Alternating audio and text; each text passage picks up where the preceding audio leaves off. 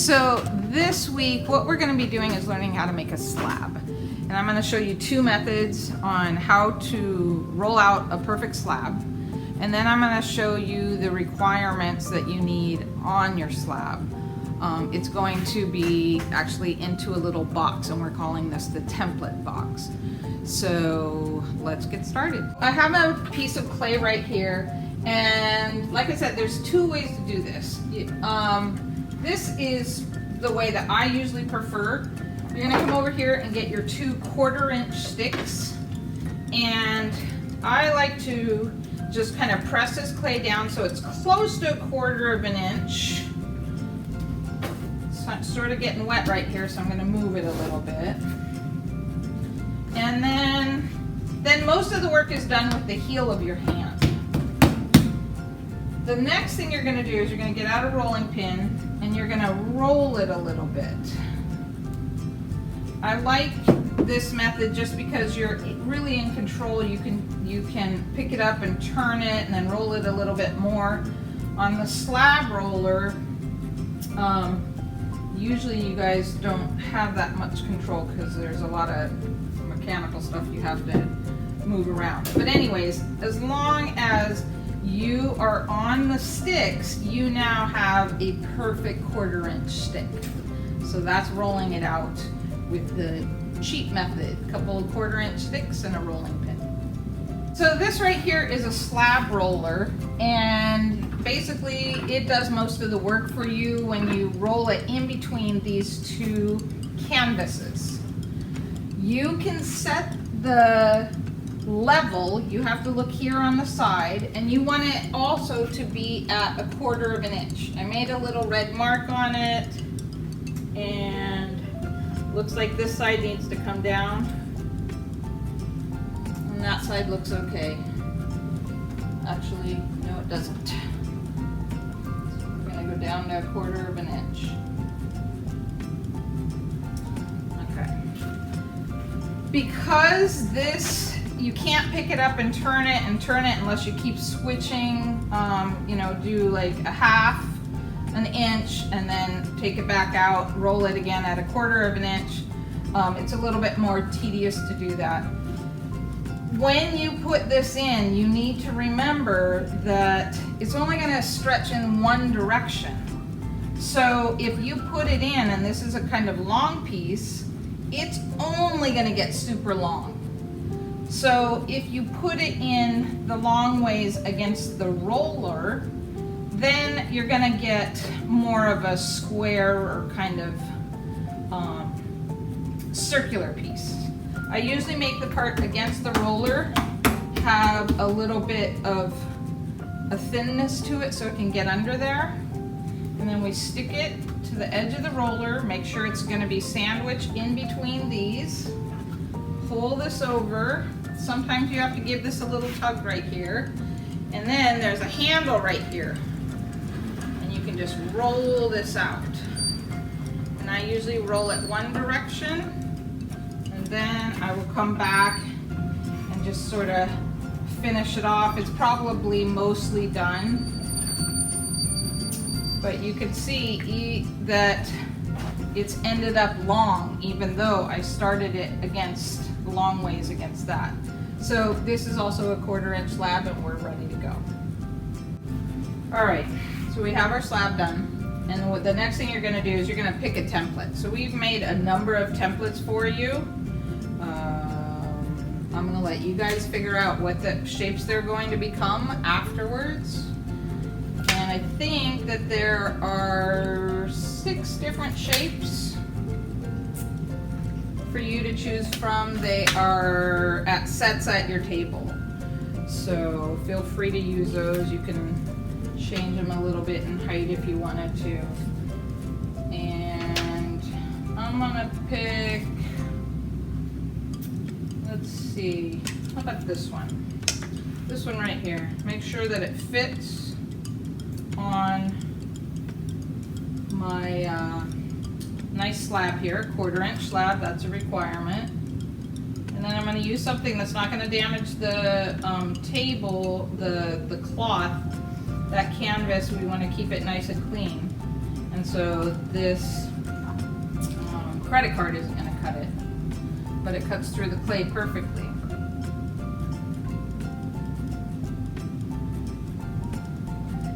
Cut all the way around all the corners, just kind of follow that.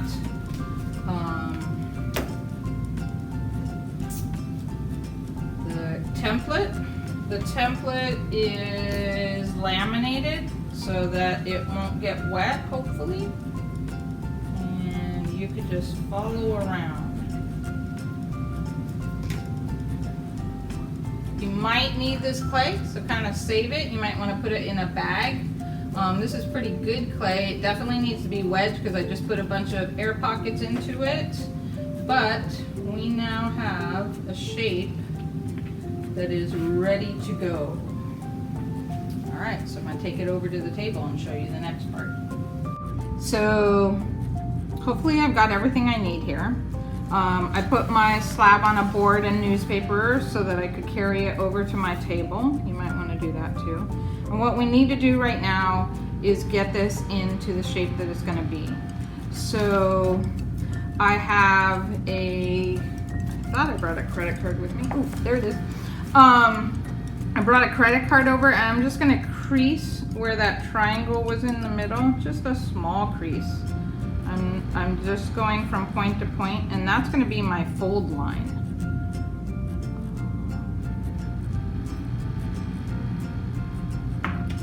And I'm gonna lift these walls up at the fold line.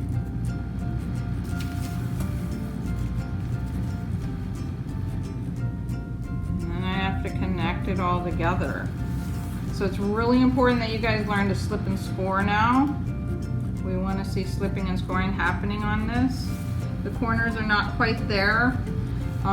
So what I'm going to do is I'm going to, I have myself a fork and I put some slip in here. I don't know, I got these at the 99-cent store. We'll see if they work. I'll get that off. And I made some slip up. So I'm gonna put some slip right here. Not coming out quite the way I want, but we'll see. I don't know, I bought something else as well. So I'm scoring it. I'm gonna score this side also. Take this extra slip over here, put it here, and score this side also. And then I'm gonna pinch the two of these together.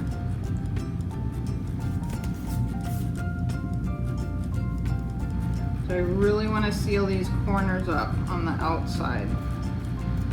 And then I may even roll a coil or just make sure I'm really well connected on the inside. And I'm gonna do that on all three of my corners. So get this one up a little bit more.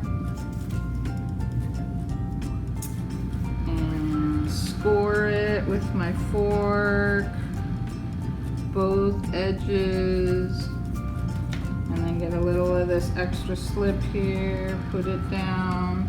It's important that you don't, yeah, I'm not liking the way that comes out, but you need that slip in there so that it's the glue that holds it together. So slip and score and connect together, and then I'm going to do that for one more side. I connected the corners, but I think I'm going to I just took a little piece of clay and rolled it into a tiny little coil, and I think I'm going to put this coil into the corners on the inside, and then just add some extra strength. It helps the corners stay together. So then you can take something, I don't know, maybe the edge of this, maybe, careful your needle tool, it can kind of be sharp. Maybe you want to take your pencil and just kind of rub that coil into the corner. Do that in all the corners that are coming up on this one. So once that you have your box, we're going to hit the other part of the requirements, which is we're going to put all the elements of design that we studied in our PowerPoint onto this. So I just wrote them down so that I know what they are and that I don't forget any. And I'm gonna go ahead and put them on this, but I'm gonna show you, wait for the bell. I'm gonna show you just a couple on this one.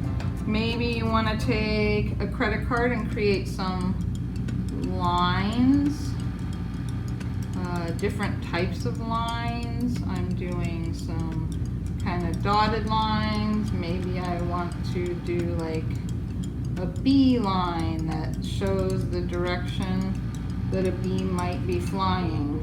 Not sure that this is the best instrument for it. Maybe I want to switch over here to my little handy dandy short gulf, one that opens up that line a little bit better. But I've created some lines. Maybe you want some organic lines.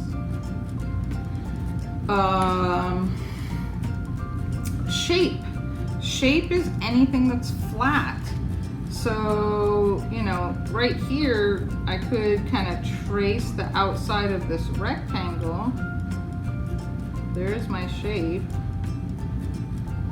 While form is this whole thing. It has 3D-ness to it. So I've got form automatically. Color, I'm going to show you what I did on one that I made earlier. I took out, on this one right here, I took a little circle and pressed it in and made it into a pie. And I'm going to mess with glazes with those different colors there. I've got line here. It also says Miss Olson in it. Shape again, I've got right here, I've got a square with my lines. Color I already talked about, and value will have to come with when I do coloring. I will try and mess with maybe like an orange to a light orange or something like that. Space, I've got some space in here, but I put a little bird on there. He's my form, as well as my whole box here is form. But I made a little hole in the birdhouse that I made for the bird. And so that's another representation of space as well as the inside right here. And then I also took something and created texture. So, you know, get out your stamps. Use your stamps as texture. Could use the side of this here fork. I don't really like that one all that much. Here's the side of, ooh, I like that, of my pencil. It makes a nice hexagon. So get your 7 elements of design on there. Be ready to identify them. The more you have on there, the higher your grade's gonna be. So try and get 3 forms of lines. Try and get several different spaces, things like that. The more the better. That's it. Go to work.